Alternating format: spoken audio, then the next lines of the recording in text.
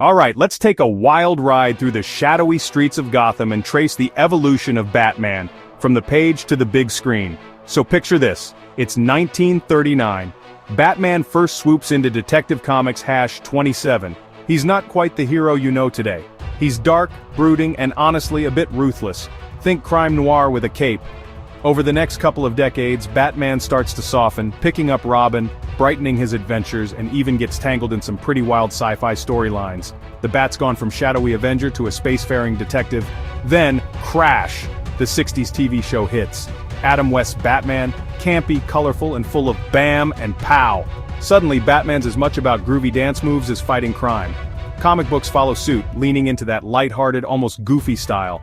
But just when you think he's lost his edge, the late 70s and 80s pull Batman back into the darkness. Enter Frank Miller's The Dark Knight Returns and Alan Moore's The Killing Joke. The caped crusader becomes gritty, psychological, haunted. It's a total reinvention. Batman is now a symbol of fear, not just in Gotham, but to readers everywhere.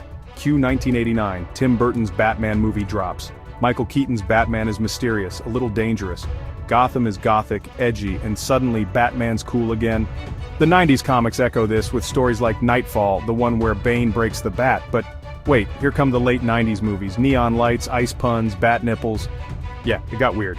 Comics though, they stuck with the darker themes, keeping Batman closer to his roots. 1. Chris Nolan's Batman Begins changes everything. Batman's not just a guy in a suit, he's on a journey. He's training, failing, evolving. The Dark Knight trilogy makes him a legend, and comics follow, pushing Bruce Wayne to his limits, both physically and emotionally. More recently, Ben Affleck's Batman is older, battle-worn, a grizzled guardian wrestling with his past. And then, Robert Pattinson's Batman steps in, raw and unpolished, detective skills on display, and a vibe straight out of early comics. So, what have I learned following Batman through all these years? He's a mirror, reflecting the fears and dreams of every era. Whether he's a campy crusader or a tortured loner, Batman changes because we change. And that's what makes him legendary. Every decade, every version, he's still the Dark Knight, just in a new light.